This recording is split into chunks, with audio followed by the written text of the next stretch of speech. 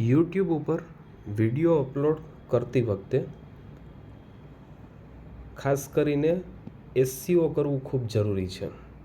તમે કોઈ પણ વિષય ઉપર જ્યારે યુટ્યુબમાં વિડીયો બનાવીને અપલોડ કરો છો ત્યારે જો તમે એસસીઓ નથી કરતા તો તમારો વિડીયો વધુને વધુ યુટ્યુબ વધારે ને વધારે લોકો સુધી પહોંચાડશે નહીં, જેને લીધે વ્યૂઝ ઓછા મળશે. તો એસસીઓ કેવી રીતે કરી શકાય એ આપણે જોતા જઈએ. હવે સૌપ્રથમ ગૂગલ ખોલવાનું છે. ગૂગલ ક્રોમની અંદર ગૂગલ ખોલવાથી વેબસાઇટ જે છે એસસીઓ સ્ટુડિયોની એ આપણે ઓપન કરશું. એ ઓપન કર્યા પછી યુટ્યુબ ટેગ જનરેટર છે એની ઉપર આપણે ક્લિક કરશું. હવે અહીંયા આપણે જે વિડીયો બનાવવા માગીએ છીએ જે વિષય ઉપર એની કીવર્ડ્સ આપણે આમાંથી શોધવાના છે. તો હવે એ કેવી રીતે આપણે શોધશું કીવર્ડ્સ એની માટે આપણે જોતા જઈએ.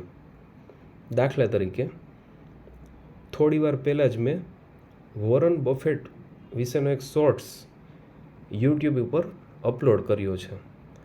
તો વોરન બફેટ એવું અહીંયા આપણે લખશું અને અહીંયા લેંગ્વેજમાં ઇંગ્લિશ રાખશું અને આવું લખવાથી અહીંયા જનરેટમાં ક્લિક કરશું, જેને લીધે વોરન બફેટને લગતા જેટલા કીવર્ડ્સ છે એ બધા અહીંયા ડિસ્પ્લે થશે. આપણે જોઈ શકીએ છીએ Warren buffet investment strategy, Warren buffet interview, Warren buffet documentary, Warren buffet annual meeting 2024 વગેરે આ આપણે જોઈ શકીએ છીએ. હવે જેટલા પણ કીવર્ડ્સ છે એ બધા કીવર્ડ્સને આપણે કોપી કરી લેવાના છે આમાંથી. તો આપણે એક પછી એક કોપી કરતા જઈએ. આવી રીતે એક પછી એક કોપી કરવાના છે. આ બધા કીવર્ડ કોપી કરીને પછી અહીંયા કોપી સિલેક્ટેડ ટેક્સ્ટમાં ક્લિક કરવાનું છે. એટલે હવે જો અહીંયા જોઈ શકાય છે કે યોર ટેગ લિસ્ટની અંદર ઉપર આપણે જેટલા પણ કીવર્ડ હતા એ બધા કોપી કર્યા છે. એ બધા કોપી કરેલા કીવર્ડ યોર ટેગ લિસ્ટની અંદર આવી ગયા છે. હવે અહીંયા શું કરવાનું છે, કોપી સિલેક્ટેડ ટેક્સ્ટમાં આપણે ક્લિક કરવાનું છે અને હવે જવાનું છે આપણે વાયટી સ્ટુડિયોમાં. કારણ કે ઓલરેડી આ વિડીયો બનાવવા માટે અને તમને બતાવવા માટે મેં વોરન બફેટનો એક શોર્ટ્સ અપલોડ કર્યો છે. હવે અહીંયા મેં માત્ર ટાઇટલ જ આપેલું છે કે વોરન બફેટ કહે છે કે, આટલું લખેલું છે. હવે આપણે શું કામ કરવાનું છે તો કે એડ ડિસ્ક્રિપ્શનમાં જવાનું છે અને એમાં જઈને આ રીતે આ અપલોડ કરવાનું છે. હું ફરી વખત કરું છું, આ મેં અગાઉ કરેલું હતું. હવે એસસીઓ સ્ટુડિયોમાંથી આપણે કોપી તો કરી લીધું છે, એ કોપી કરેલું અહીંયા આપણે પેસ્ટ કરવાનું છે. આ મેં પેસ્ટ કર્યું. હવે આ પેસ્ટ કર્યા પછી ખાસ એક બાબતનું ધ્યાન રાખવાનું છે, જેટલા પણ અલ્પવિરામ છે એટલે કે કોમા છે એ બધા કાઢી નાખવાના છે.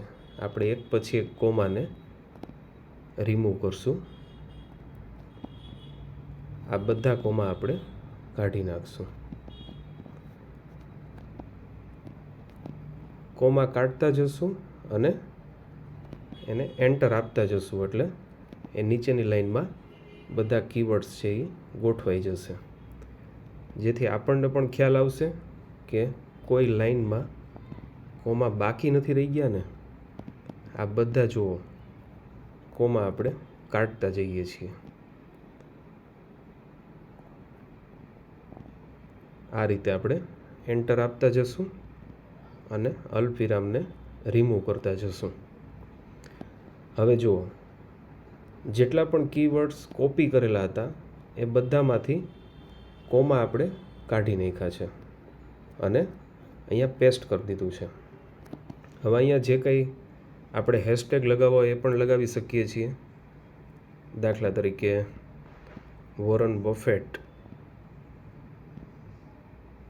ને લગતું તમે કોઈ પણ હેશટેગ લગાવી શકો છો. બીજું પણ કાંઈ પણ ન્યૂઝ આવું પણ હેશટેગ તમે લગાવી શકો છો. આ રીતે હેશટેગ લગાવ્યા પછી હવે ફરી પાછું આપણે ટેક્સમાં જવાનું છે. હવે આ ટેક્સ પણ ઓલરેડી મેં અહીંયા જ્યારે હમણાં યુટ્યુબ ઉપર વિડીયો અપલોડ કર્યો ત્યારે મેં થોડા ઘણા ટેક્સ લગાવ્યા હતા. હવે ડિસ્ક્રિપ્શનમાં તો આપણે આખા જેટલા ટેગ હતા એ કોપી કરી લીધેલા હતા, પણ ટેક્સમાં એવું નહીં બને. ટેક્સમાં બધા કોપી કરીને પેસ્ટ નહીં કરી શકીએ આપણે, તો એ વિડીયો સેવ નહીં થાય, એડિટ કરીને સેવ નહીં થઈ શકે. એટલા માટે આપણે શું કરવું પડશે તો કે ફરી પાછા આપણે SEO સ્ટુડિયોમાં જશું અને અહીંયા ફરી પાછું આપણે વોરન બફેટ લખશું, લેંગ્વેજમાં ઇંગ્લિશ જ રાખશું અને જનરેટ કરશું. ફરી પાછા આ કીવર્ડ્સ આપણે જોઈ શકીએ છીએ. હવે ટેક્સ્ટ લગાવવા માટે આપણે એક કીવર્ડ્સને કોપી કરવા પડશે. આ એક કોપી કર્યું એ અહીંયા બતાવશે. અહીંયા પણ પાછું કોપી કરવું પડશે. કોપી સિલેક્ટેડ ટેક્સ્ટ એની ઉપર ક્લિક કરવાનું. આ કોપી થઈ ગયું છે. ફરી પાછા આપણે YT સ્ટુડિયોમાં જશું, એની અંદર ટેક્સ્ટમાં જશું, ત્યાં પેસ્ટ કરશું. આ રીતે આપણું એક ટેગ તૈયાર થઈ ગયું છે. આ રીતે બધા કીવર્ડ્સ છે એ બધાને આપણે એક કરીને કોપી કરવાના છે, પણ પહેલાં ક્લિયર કરવાનું છે. ખાસ ક્લિયર કરવાનું ભૂલાય નહીં. આ કોપી કર્યું, અહીંયા આવી ગયું કોપી સિલેક્ટેડ ટેક્સ્ટ. ફરી પાછું આપણે અહીંયા YT સ્ટુડિયોમાં જશું, ત્યાં પેસ્ટ કરશું. આપણા 2 ટેગ તૈયાર થઈ ગયા. આ જ રીતે ત્રીજું જ્યારે ટેગ આપણે કોપી કરવું છે ત્યારે પહેલાં અહીંયા ક્લિયર કરવું જરૂરી છે. આ ક્લિયર કર્યું. હવે અહીંયા આપણે ત્રીજું ટેગ કોપી કરશું. ફરી પાછું અહીંયા કોપી સિલેક્ટેડ ટેક્સ્ટ અને અહીંયા પાછું YT સ્ટુડિયોની અંદર પેસ્ટ કરશું. આ પેસ્ટ કર્યું. તો આ રીતે આપણે એક પછી એક ડિસ્ક્રિપ્શનમાં અને ટેક્સ્ટ આ બંનેનું કામ છે એ આપણે SEO સ્ટુડિયોમાં SEO દ્વારા કરવાનું છે. એમાં કીવર્ડ અલગ અલગ એન્ટર કરીને પછી ટાઇટલ આપી દેવાનું છે. ત્યાં સુધી વિડીયો આપણો જે શોર્ટ્સ છે કે કોઈ પણ વિડીયો તમે બનાવેલો છે એને અનલિસ્ટેડ જ રાખવાનો છે. હવે આ બધું કામ પૂરું થઈ ગયા પછી એને સેવ આપી દેવાનું છે. આ સેવ આપ્યું. હવે 30 થી 35 અથવા 40 મિનિટ પછી ફરી પાછું એને એડિટ કરવું. એડિટ કર્યા પછી અહીંયા અનલિસ્ટેડ છે ત્યાં ક્લિક કરવું અને અનલિસ્ટેડમાંથી